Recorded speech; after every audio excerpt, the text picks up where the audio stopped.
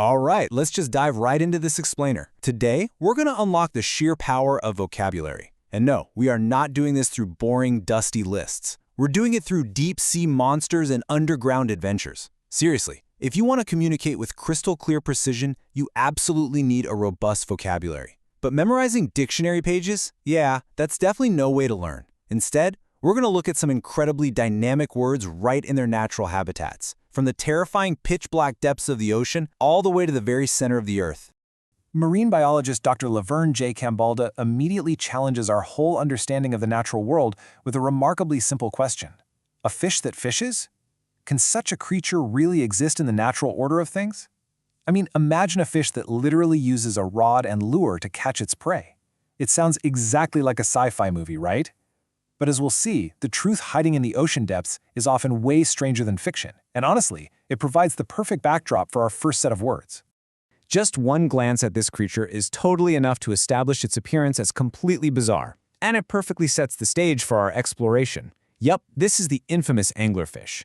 Just look at that cavernous mouth, those literal needle-sharp teeth, and of course, that strange, glowing appendage hanging right in front of its face. It's a predator that completely thrives in total darkness, a mile or more below the ocean's surface. Which brings us to our first section, the deep sea monster. We'll be looking at words of action and destruction. To call the anglerfish abnormal is honestly the understatement of the century. Abnormal means not usual, not typical, or strange. So if you think about our everyday pets, or even the typical fish you'd see darting around a shallow reef, the anglerfish's freakish and irregular appearance is entirely outside the norm. It's basically the textbook definition of abnormal biology.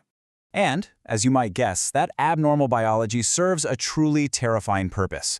When this fish attacks, it delivers an absolute onslaught. An onslaught is a violent attack or a sudden rush of something. The anglerfish? It doesn't casually nibble at its food. No, it waits in the pitch black, perfectly still, and then executes this sudden, incredibly violent charge that its prey rarely sees coming. It's a rapid-fire bite that's almost impossible to defend against. As Dr. Cambalda brilliantly puts it in her article, an offensive onslaught by an anglerfish is formidable. This creature uses that massive mouth and those terrifying teeth to launch a full-scale assault on skatefish, cod, and sand eels. Just imagine being a small, unsuspecting fish swimming in the dark only to suddenly face that sheer rush of destruction. But, how does the anglerfish actually get its prey to come close enough in the first place? Well, it uses an incentive. An incentive is a reason for doing something. Basically, something that stimulates action. The anglerfish has this glowing, fleshy nub, called an esca, right at the end of a long spine on its head. Down in the murky ocean depths, that little glowing light acts as the ultimate, deadly incentive for curious victims to swim just a bit too close, totally convinced they found a quick meal. Now, the crucial thing here is understanding how to use this word in contrast. That glowing lure is a spur or a stimulus, which are great synonyms for incentive, encouraging the prey to approach. However, a smarter, much more cautious fish would look at that weird glowing orb in the dark, use some restraint, the antonym, and swim far, far away. All right, let's shift gears for section 2, a bizarre marine romance. This is literally biology's weirdest love story. This sequence maps out a darkly hilarious, yet very real biological journey. So the male anglerfish actually starts out way smaller than the female. But, incredibly, as he goes through life, he physically shrinks or decreases in size.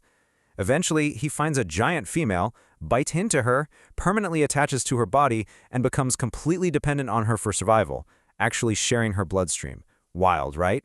Which perfectly brings us to the word insubordinate, meaning disobedient or rebellious. Given his completely attached, entirely dependent state, well, you can only imagine the catastrophic consequences of any defiant or insubordinate behavior on the male's part.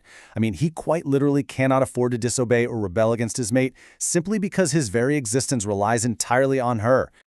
Ultimately, he becomes merely a fertilizing mechanism, a tiny remnant of the fish he once was.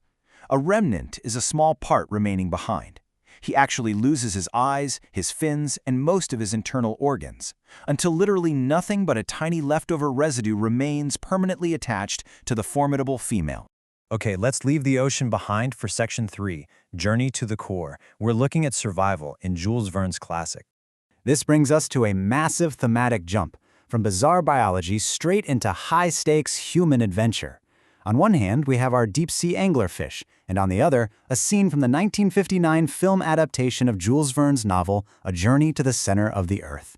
Down in this subterranean world, the characters stumble upon underground dinosaurs, massive underground lakes, and intense dangers that require a seriously strong vocabulary to even describe. Now, one of the absolute biggest dangers they face down there is a total lack of water. And this gives us the word quench, meaning to put out, extinguish, or end. In Verne's story, the adventurers experience a thirst so unbelievably intense that to quench, or slake it, they feel like they would have had to dig below the bed of the ocean itself. You can just feel the sheer desperation in that specific use of the word. When navigating terrains this dangerous, character is absolutely everything. It's vital to take a prudent, meaning cautious, wary, or sensible, precaution. For example, tying yourselves together with a strong rope so you don't plummet off a cliff. Why? Because you are actively trying to survive abnormal threats, like giant prehistoric creatures or suddenly shifting caverns. Prudent behavior is literally your only defense against abnormal danger. Let's dive into this really intense quote from the novel, which captures our next word perfectly. I could only look forward to an immediate catastrophe. Such a catastrophe is not even the most vivid imagination could have thought of. A catastrophe is a large-scale disaster, misfortune, or failure. This line really shows how an impending, large-scale disaster can just take complete possession of a person's brain and soul, especially when they're trapped miles beneath the Earth's surface. Moving on to Section 4, Words in the Wild. Let's look at some everyday applications. Think about these everyday scenarios. You might find yourself struggling with a doctor's barely legible, meaning easily read, handwriting. Or maybe you're riding a bus and a sudden swerve, a really sharp turn, causes people to lose their balance, and suddenly two completely different things happen simultaneously, at the exact same time. Or perhaps a landlord reluctantly decides to evict, force out non-paying tenants. Or the smell of charred wood from a campfire pervades or spreads throughout the entire forest. These words aren't just in books, they're everywhere around us. We can even apply these words to art and personal style. The word flourish, for instance, means a dramatic gesture. Just look at the bold, sweeping signature of the Spanish painter Francisco Goya. That dramatic looping line right beneath his name, that is the absolute perfect visual representation of a flourish. It adds this wonderful touch of dramatic personality to his work. And finally, Section 5, the ultimate incentive. I want to introduce you to the word ordain. It means to establish by law, to command, or to destine. You see, when you truly master your vocabulary, you essentially ordain or destine yourself for clearer, much more powerful communication. You are commanding your language rather than just letting it command you. So, I'll leave you with this final incredibly important thought. Will you outstrip the competition by letting these powerful words pervade your daily life?